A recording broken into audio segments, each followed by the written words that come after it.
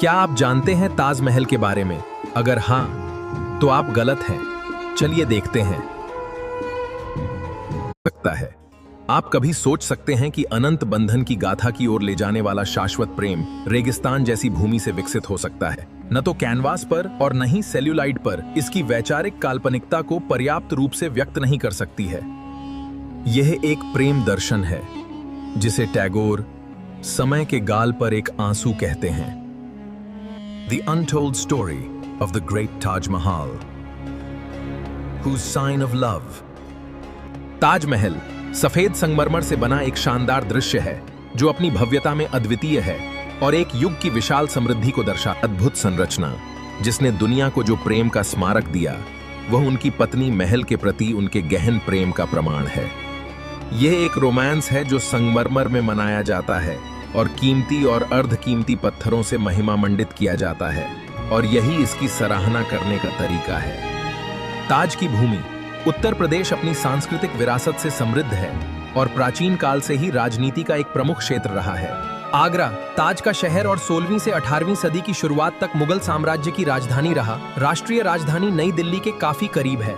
दुनिया भर से पर्यटक भारत के सबसे प्रसिद्ध वास्तुशिल्प आश्चर्य ताजमहल की तीर्थ यात्रा करने के लिए आगरा आते हैं, जहां शानदार मंदिर और इमारतें आगंतुकों को उस देश की समृद्ध सभ्यता की याद दिलाती हैं, जो धीरे धीरे लेकिन निश्चित रूप से खुद को एक औद्योगिक समाज के रूप में विकसित कर रहा है। ताजमहल का अर्थ है क्राउन पैलेस और वास्तव में ये दुनिया में सबसे अच्छी तरह से संरक्षित और वास्तुकला की दृष्टि से सुंदर मकबरा है। अंग्रेजी कवि सर एडविन ने ताज का वर्णन इस प्रकार किया है, अन्य इमारतों की तरह ये वास्तुकला का एक नमूना नहीं है, बल्कि जीवित पत्थरों में गढ़ा गया एक सम्राट के प्रेम का गौरवपूर्ण जुनून है। ताजमहल यमुना नदी के तट पर स्थित है, जो अन्यथा मुगल सम्राटों के केंद्र आगरा के महान लाल किले की रक्षा करता है। 1637 में अपनी राजधानी दिल्ली नहीं ले गए थे। इसे मुगल सम्राट ने 1631 में अपनी तीसरी लेकिन सबसे पसंदीदा पत्नी वास्तव में एक मुस्लिम फारसी राजकुमारी महल की याद में बनवाया था। 13वें बच्चे को जन्म देने के बाद विद्रोह को कुचलने के अभियान में है। बुरहानपुर में अपने पति के साथ जाते समय उनकी मृत्यु हो गई। मौत ने सम्राट को इस कदर कुचल दिया कि कहा जाता है कि कुछ ही महीनों में उसके सारे बाल और दाढ़ी बर्फ से सफेद हो गए थे। जब मुमताज महल जीवित थी तो उसने बादशाह से 4 वादे किए।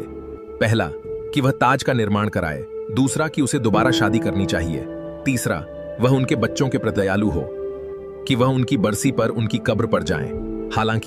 हालांकि खराब स्वास्थ्य और अपने ही बेटे और सिंहासन के उत्तराधिकारी औरंग द्वारा नजरबंद किए जाने के कारण उन्हें आखिरी वादा पूरा करने से रोक दिया गया था।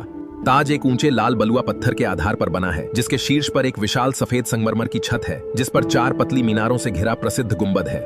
गुंबद के भीतर रानी की रत्न जड़ित कब्र है। कारीगरी इतनी उत्कृष्ट है कि ताज को दिग्गजों द्वारा डिजाइन किया गया और जौहरियों द्वारा तैयार किया गया के रूप में वर्णित है। ताज में एकमात्र असम्मित वस्तु सम्राट का ताबूत है, जिसे बाद में रानी के ताबूत के बगल में बनाया गया था। वास्तव में अपनी 8 साल की लंबी बीमारी और कारावास के दौरान शाहजहां बिस्तर पर लेटे हुए ताज को सामने की दीवार में एक विशेष कोण पर लगे हीरे के माध्यम से ध्यान से देखा करता था। बहुत खूब। वास्तव में एक प्यार का एक स्थायी रोमांस जो अभी तक समाप्त नहीं हुआ है। ताज अपने देखने वालों के लिए अपनी सूक्ष्मताओं को प्रकट करता है। गुंबद सफेद संगमरमर से बना है, लेकिन मकबरा नदी के पार मैदान के सामने स्थित है और ये पृष्ठभूमि ही है जो रंगों का जादू दिखाती है, जो उनके प्रतिबिंब के माध्यम से ताज के दृश्य को बदल देती है। दिन के अलग अलग घंटों और अलग अलग मौसमों में रंग बदलते हैं।